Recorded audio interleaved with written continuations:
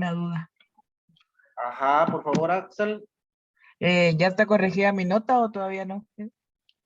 Ni idea, hay que ver la plataforma. Lo voy a revisar y una vez le digo. ¿Revisan de una vez? Lick, disculpe, ¿ya mandó la asistencia a Classroom o todavía no? Sí, les va a llegar en unos minutos. Es que hoy... Ah, es cierto. No la programé.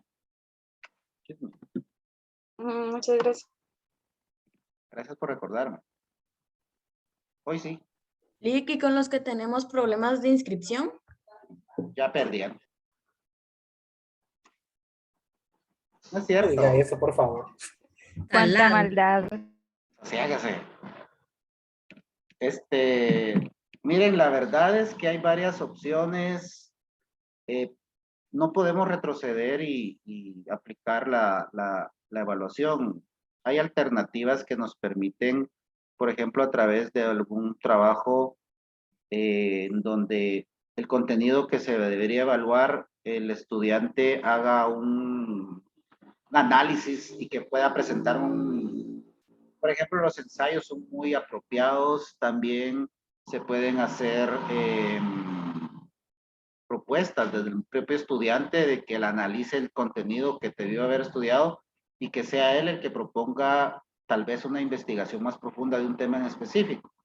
Al final de cuentas, este curso no es un curso en el cual se esté incorporando técnicas, se esté incorporando información, no es un curso novedoso y eso da la libertad de que podamos nosotros, ¿verdad?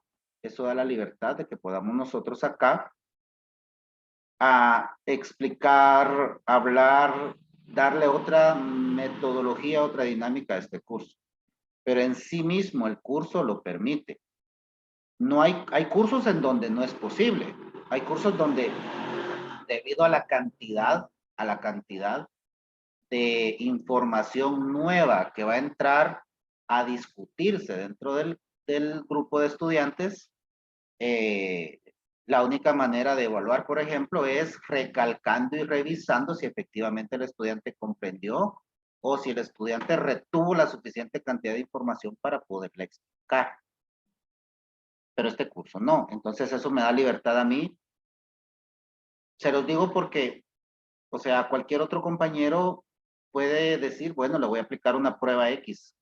Y ustedes, bueno, ¿y por qué entonces en comunicación hicimos esto y fue más accesible, fue más apropiado? Porque este curso lo permite. Dígame, Merari.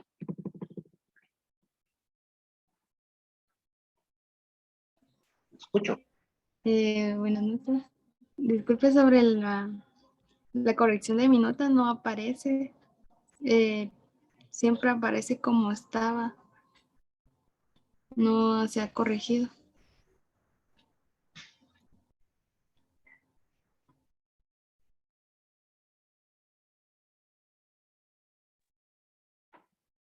Ok. Sí, Igual a mí, Alex. yo creo que solo ustedes dos fueron donde yo no me percaté de que de que no pudieron subir la tarea en la plataforma mediante correo. Igual, escríbanme si en este momento que los compañeros van a estar con ustedes, yo aprovecho para hacer la actualización en la plataforma y de una buena vez en esta noche aparece esa nota corregida. Bueno, entonces yo creo que los encapuchados hoy talacharon mucho y también como que no están buenos de salud. No, ustedes ya no talacharon, ya no, nada. Lástima. ¿Dudas respecto al laboratorio pasado? Les escucho. Yo quiero preguntarles sobre los géneros híbridos. O sea, ¿a qué se refiere? Híbrido. ¿Alguien que quiera explicarle a la compañera antes que lo haga yo? Le estaría muy agradecido. Género híbrido. Está en la página 78. Sí, porque creo que se dieron cuenta que no lo ubico, ¿ah?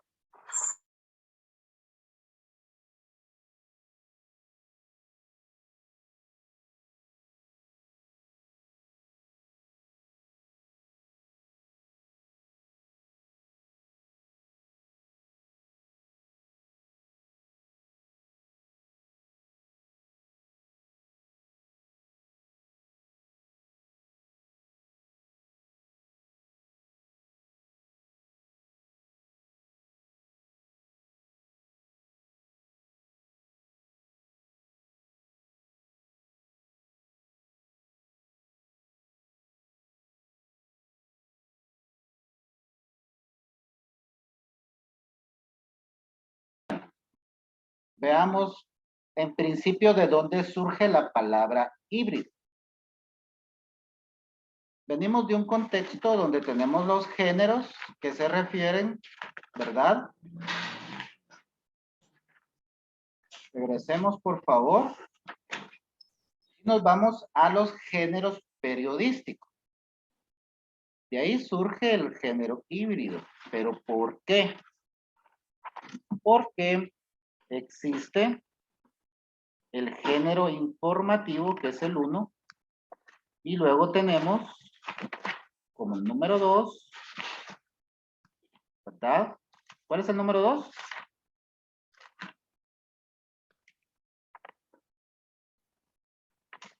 Se lo comieron, ¿verdad? Compañeros. La noticia, ¿no? No, este siempre forma parte del género informativo. Lo que sucede es que el género informativo tiene a la noticia, tiene el reportaje, tiene el editorial. Aquí está el número 2, los géneros de opinión. Entonces lo que pasa es que no le puse número. Entonces el 1 es el informativo y el número 2 el de opinión. Pero resulta que hay casos, que hay casos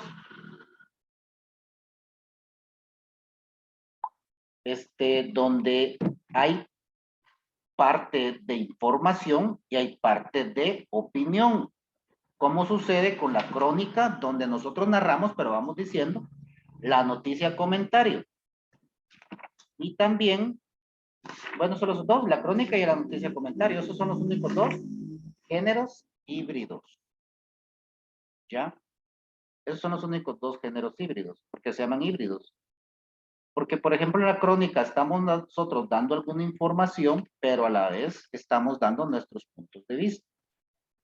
Mientras que en la noticia comentario, aparte de emitir la noticia, ¿verdad? Estamos también haciendo una serie de comentarios subjetivos relacionados a la noticia. Ahora, ¿cuál es la diferencia entre la crónica y la noticia? Tendríamos que retrotraernos y darnos cuenta que cuando es una crónica, ¿ya? Esta crónica es como una enumeración de lo que está sucediendo, pero desde el punto de vista meramente personal.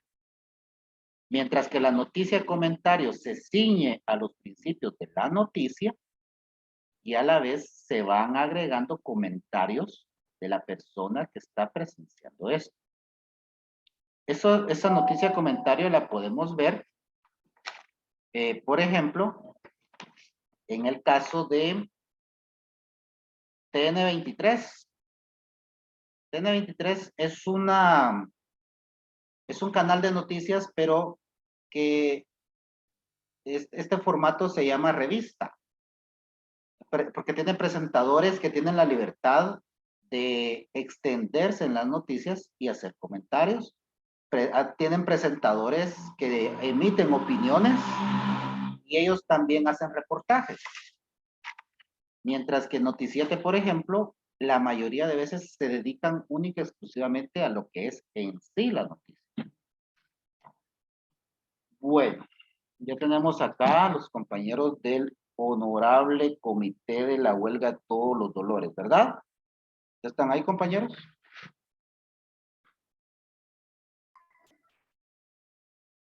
Por acá estamos, Lick. Qué gusto saludarlos, compañeros. Bienvenidos, un honor tenerlos acá. Bienvenidos a este curso. Y qué mejor que el curso de comunicación para que ustedes se comuniquen. Pues así dicen, a ver si se logra la comunicación. Ahora nos están cortando todo, hasta la libre expresión. Aquí se pueden expresar como quieran, compañeros. Siempre y cuando sean respetuosos. Como, bueno, vamos a hacer algo. Vamos a dejar...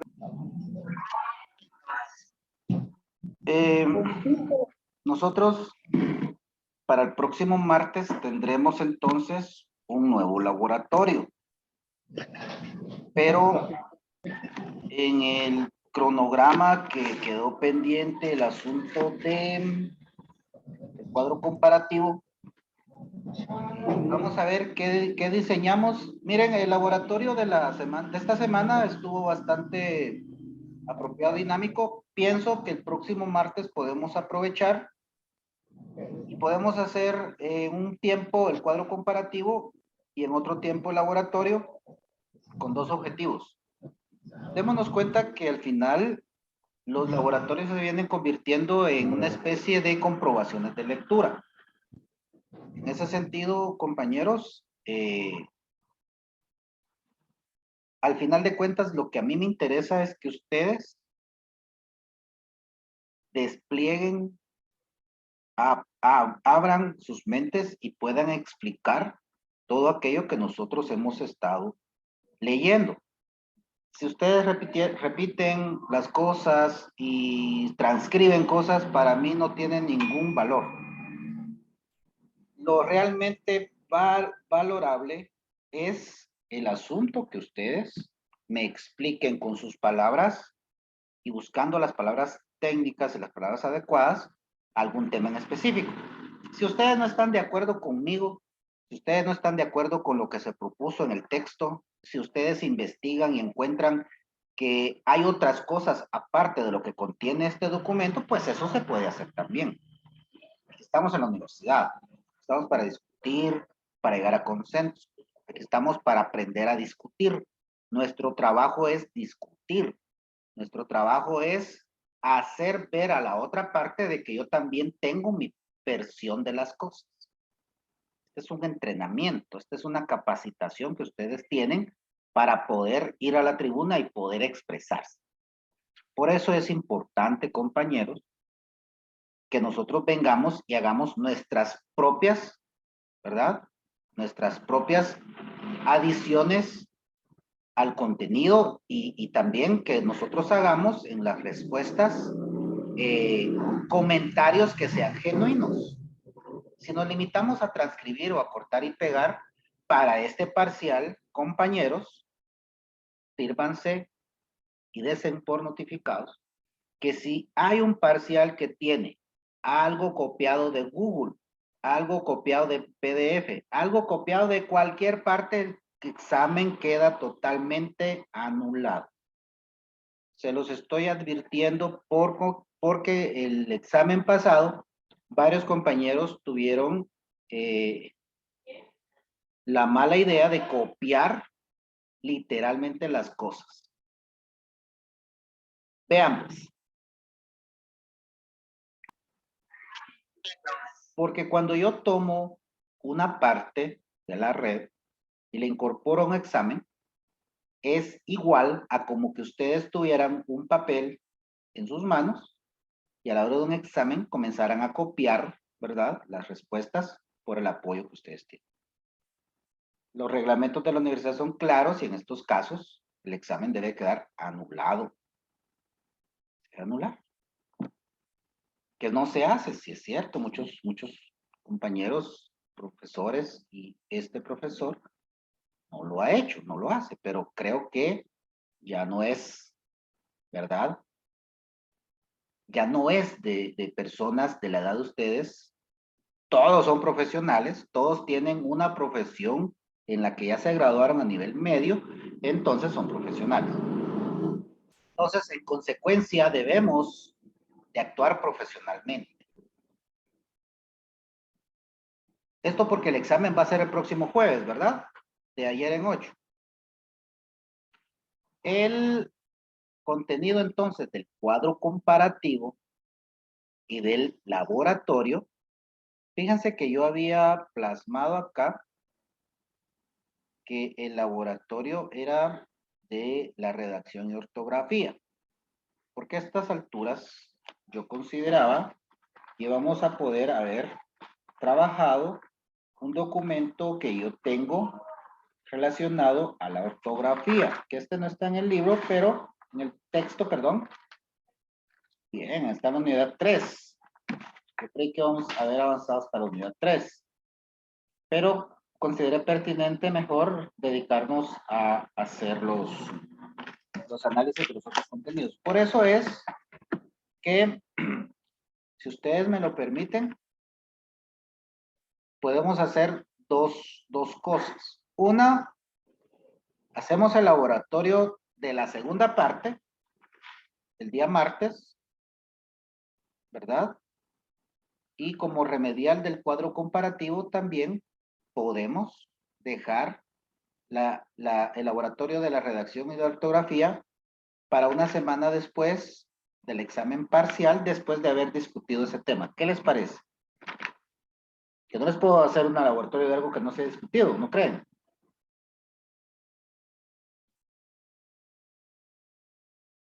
Escucho. Está bien, Lick. Está bien. Bueno, entonces, Sería laboratorio, no sería cuadro comparativo. yo creo que vamos a dejar el cuadro, o sea, en vez de este cuadro comparativo, que es al final el contenido que tenemos para esta semana, vamos a trasladar el de redacción y ortografía que estaba para el día 11, ¿verdad? Es que fíjense que yo no sé, yo este cronograma me compliqué porque perdí las fechas exactas de los exámenes parciales. De acuerdo a este cronograma, el examen parcial era ayer. Ahí sí, no sé, me equivoqué. Entonces, igual dejemos el laboratorio de la segunda parte, pero ese laboratorio va a ser como lo del cuadro comparativo. Yo porque varios compañeros me estuvieron preguntando esa casilla a qué pertenecía, ¿ya? Entonces, ya con este cuadro, quedaríamos el examen el martes. Yo calificaría y el día jueves ya tendríamos nuestra zona al día, solo esperando el segundo examen parcial. ¿Sí? ¿Estamos bien ahí? Y el de redacción y ortografía lo vamos a dejar en stand-by. ¿Qué contenido entra para el examen parcial? Va a entrar hasta la página. ¿Qué página, compañeros?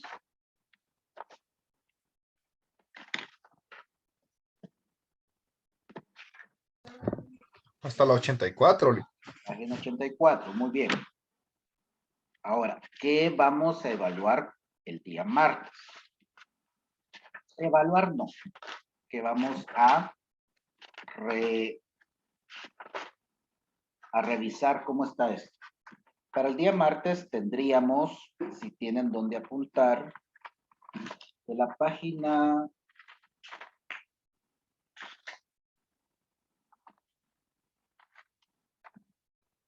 61, ¿verdad? De la página 62, iniciando con texto académico online o electrónico, a la página 84. ¿Así es?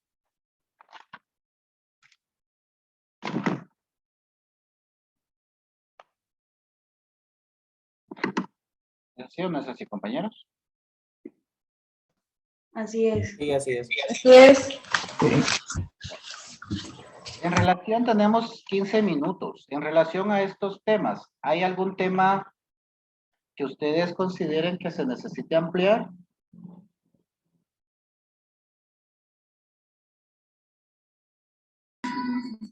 Yo considero que los textos expositivos, Lick, Muy bien. Textos expositivos. Página, por favor. 83. Ah, es que hasta ahí llegamos muy como que a la carrera, ¿verdad? Textos expositivos.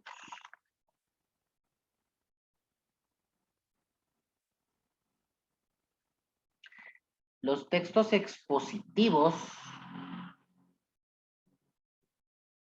tienen una característica muy especial y que es el carácter informativo. El texto expositivo va a dar a conocer hechos o datos, lo que hicieron estos muchachos ahorita.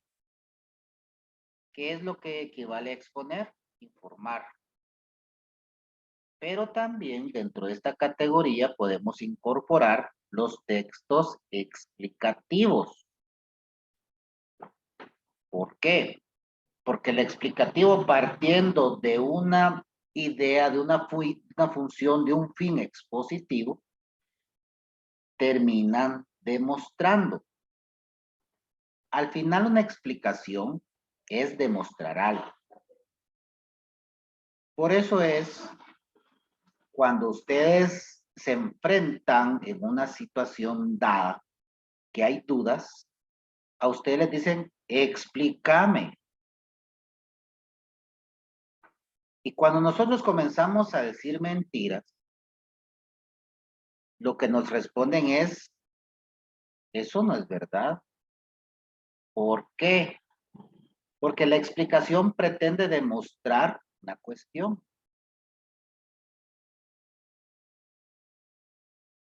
Entonces, cuando hablamos de textos expositivos, a estos mismos podemos realizar una subcategoría que dentro de los textos expositivos vamos a encontrar a los textos explicativos.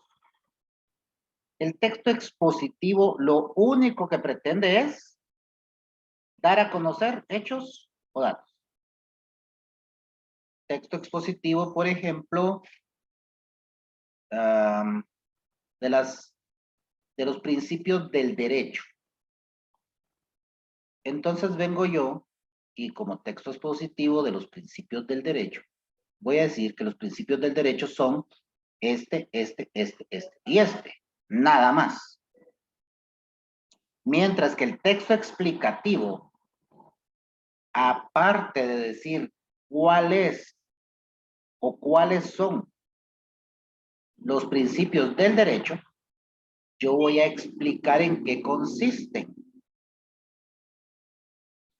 Cuando a ustedes se les dice, enumere los textos familiares vistos en clase, ahí vamos a tener un texto expositivo. Solo vamos a decir, si dice enumere, a veces hay estudiantes tan sugestivos, tan minuciosos, enumere los principios del derecho. Cuando nosotros hablamos de la palabra enumerar, ¿qué quiere decir? Se refiere a cantidad. Exacto. Entonces, enumere los principios del derecho. Vengo yo y hay personas que dicen, bueno, son 5, son 4, son 8. Si nos vamos al diccionario, de acuerdo a la definición que tiene la Universidad de Oxford, dice exponer o nombrar de manera sucesiva y uno tras otro los elementos que forman un conjunto, una serie o un todo. Entonces, en la enumeración, porque hay compañeros que a veces dicen son 5, son 6, hemos evitado la palabra enumerar y mejor utilizamos nombre los principios del derecho. Y luego puede ser un texto explicativo así. Enumere los principios del derecho y explique cada uno de ellos. Ahí ya tenemos un texto expositivo y a la vez un texto explicativo. Si hay dudas, me lo dicen de una vez. Cuando nosotros venimos, página 84, y exponemos hechos, la exposición de hechos se puede ver desde 3 puntos de vista muy distintos. Se puede ver desde una estructura deductiva. Cuando nosotros hablamos de la deducción, ¿a qué nos referimos, compañeros?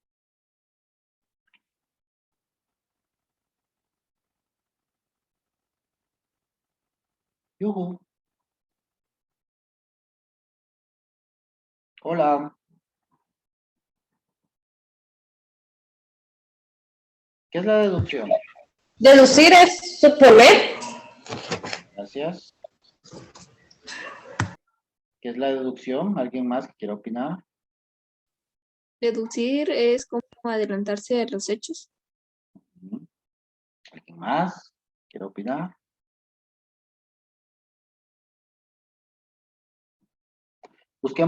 Busquemos allá en Google.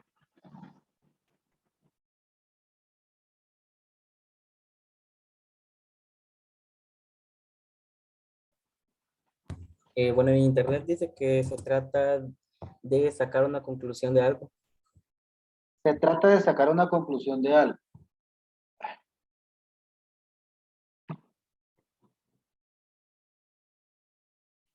La estructura deductiva, de acuerdo a la página 84, dice: al principio del texto se presenta una idea y a continuación se explica y se demuestra con datos particulares.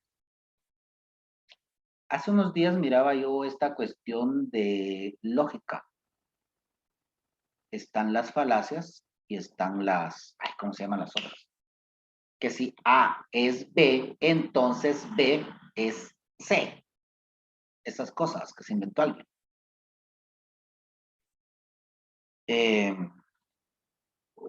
Si los niños son inocentes, eso quiere decir que la niñez es una inocencia. La estructura deductiva es cuando venimos y nosotros, luego de ciertas cuestiones lógicas, consideramos que algo así va a ser o algo así tiene que ser. Si, por ejemplo, una estructura deductiva, si en el año 2019 se inscribieron al primer semestre de la carrera de Derecho 150 personas,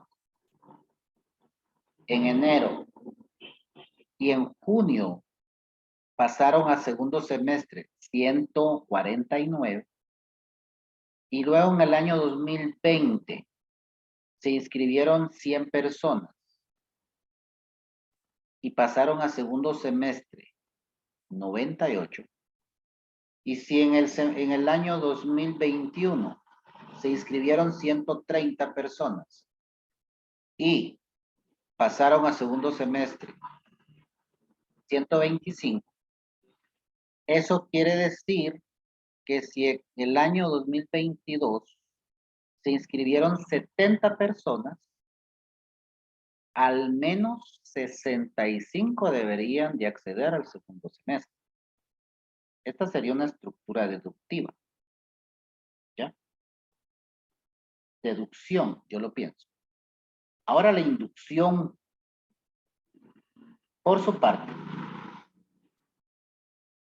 La inducción pretende llevar a la persona a que crea o que piense en algo. La deductiva le da la libertad, ¿verdad?, de analizar y decir, bueno, en esos años accedieron al segundo semestre más del 80% de estudiantes porque existían tales condiciones, pero este año no. Entonces este año el 100% va a acceder al segundo semestre. En cambio la inductiva sería, ¿verdad?, como en el año 2018, 19, 2020, 2021, el 90% de estudiantes accedió al segundo semestre, naturalmente en el año 2022 el 90% de estudiantes tiene que acceder al segundo semestre. ¿Por qué? Porque la inductiva ya no me da la libertad de analizar, de pensar y de refutar, sino que la inductiva me induce, me lleva a un pensamiento. Y luego tenemos la exposición desde un punto de vista mixto. Hay una serie de datos, hay una conclusión, y al final se intenta que esa conclusión se acepte. ¿Cuál es la que nosotros, abogadas, abogados, vamos a utilizar? Las tres. Las tres, compañeros. ¿Por qué? Porque en algunos momentos vamos a tratar de llegar a deducciones. Don Carlos Martínez manifiesta que el día de los hechos se presentó al car wash El Guapo a las 9 de la mañana en su vehículo. Cuestión que lo respaldan las cámaras de seguridad de ese comercio. Manifiesta él que en ese lugar estuvo 45 minutos. Cuestión que lo respalda el testigo A, propietario de ese negocio. Sin embargo, honorable juez, la muerte del señor fulano de tal se dio a las 9:55. Momento en el que el hoy acusado regresaba del car wash El Guapo a su residencia. Y al llegar a la esquina de tal calle con tal avenida, luego de que el señor fulano de tal, hoy occiso, pasara en su motocicleta y accidentalmente le rociara lodo que había en la calle en el carro recién lavado, este lo persiguiera y le diera muerte de 10 impactos de bala, calibre 45. El señor, el acusado, manifiesta que estuvo hasta las 9:45, 8:45, pero no dice, no indica qué hizo después. Él dice que se fue para su casa. El hecho ocurrió a 2 cuadras de su residencia, en línea recta. Lo que nos hace pensar que efectivamente él es el responsable de la muerte del hoy occiso. Eso nos puede llevar a una deducción. Cuando nosotros buscamos la inducción, sería, por ejemplo, señor juez, el Ministerio Público manifiesta que el hoy acusado le dio muerte al señor fulano de tal en tal lugar de 10 impactos de bala. Sin embargo, señor juez, en esta sala no existe un arma. En esta sala no existe un examen de dactiloscopía, no existe un examen tampoco, ni siquiera hay cámaras. Entonces, señor juez, ¿cómo vamos a hacer nosotros para comprobar que mi cliente le dio muerte al señor fulano de tal? Ciertamente estaba a 2 cuadras de su casa. La gente dice que fue un carro Hilux, pero nunca dijo color. El testigo 5, que es el testigo clave del Ministerio Público, indica que vio que venían discutiendo y de repente vio que disparó una persona, pero no dijo quién. Aparte de eso, señor juez, mi defendido es zurdo. Él nunca pudo haber disparado con la mano derecha en todo caso, porque para él es imposible, no puede. ¿Ya? Inductiva. Y mixta, pues, le hacemos ahí, ¿verdad? Algún arreglo a cada uno. Esta es una exposición. En los textos expositivos, compañeros, se dan algunos aspectos gramaticales importantes para poder tomar en cuenta en el texto. Por ejemplo, en la exposición debe tenerse en cuenta que debe ser claro, que debe de haber oraciones simples y que deben de ser de forma coordinada. Debe haber brevedad y sencillez. Miren, para poder crear este documento que ustedes tienen ahí, era necesario buscar una serie de autores, una serie de personas. Esto no lo escribí yo, esto fue una investigación que yo hice y que miren, cada semestre yo le voy quitando, lo voy modificando porque cada semestre me doy cuenta que tiene algunas incongruencias. Por ejemplo, acá quitamos eso, ¿verdad? Porque a la hora de hacer la lectura no se acopla a una lectura que el estudiante haga en su casa, por ejemplo. Por eso es importante. Todos los textos deben estar en constante análisis, en constante medición de si en realidad cumple con los parámetros para los cuales fue creado. El texto expositivo también debe de ser referencial, es decir, tomar en cuenta una serie de personas, una serie de autores que hayan hablado de un aspecto específicamente, de un tema, de un tópico o de un subtópico, para que estos nos respalden y nos lleven a que en nuestro texto nosotros tengamos no pensamientos, sino que tengamos una serie, ¿verdad?, de argumentos. La exposición debe mezclar la narración, la descripción y la argumentación. Así es. En algunos momentos narramos, en otros describimos y en muchos vamos a argumentar. Y compañeros, esa es la lógica de pensamiento del abogado, de la abogada. Eso es lo que ustedes deben de tener siempre en su mente a la hora, incluso de almorzar, de cenar. Ustedes deben de narrar, describir y argumentar.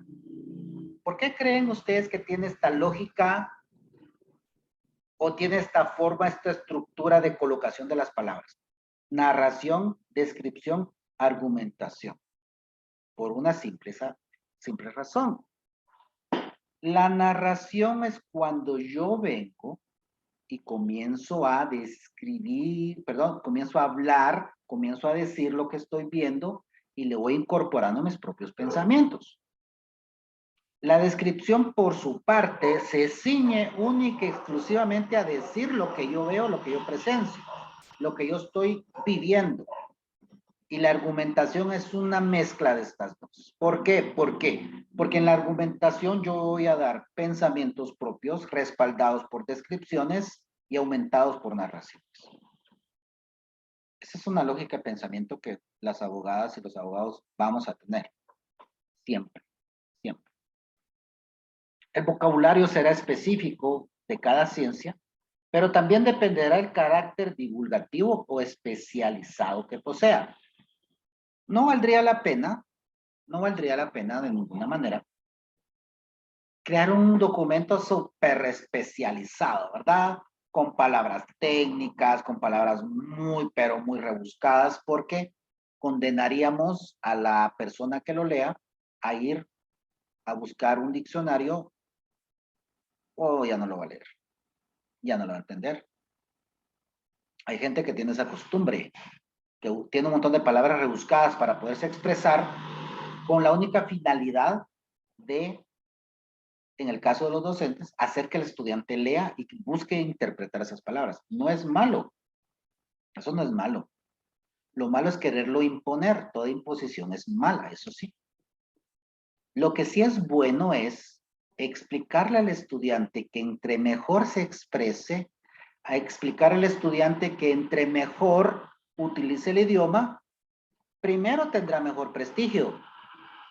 Segundo, podrá redactar mejor.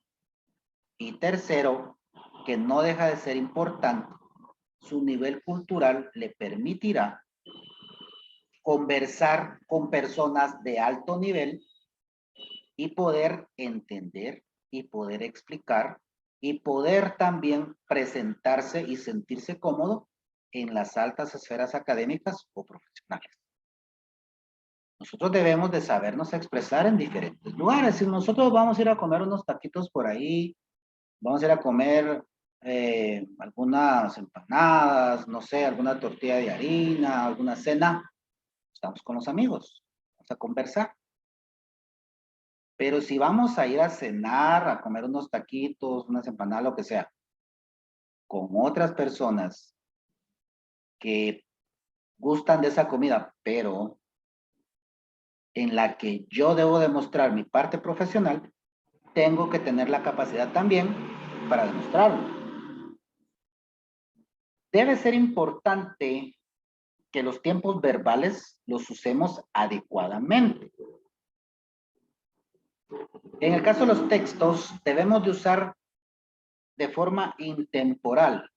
Intemporal quiere decir que no le vamos a ceñir un lugar específico a algo, a una investigación, a algún documento, sino que va a ser cada cual o se va a aplicar a diferentes instancias de la vida del hombre, porque el conocimiento siempre es importante. El otro día los compañeros explicaban apropiadamente que quién hubiera sabido que Ucrania se iba a pelear con Estados Unidos con Rusia o Rusia con Ucrania. Pero otro compañero nos aclaraba, no, es que desde el año 2014 vienen ellos con diferentes roces. Ese es el carácter intemporal de un documento, de un texto.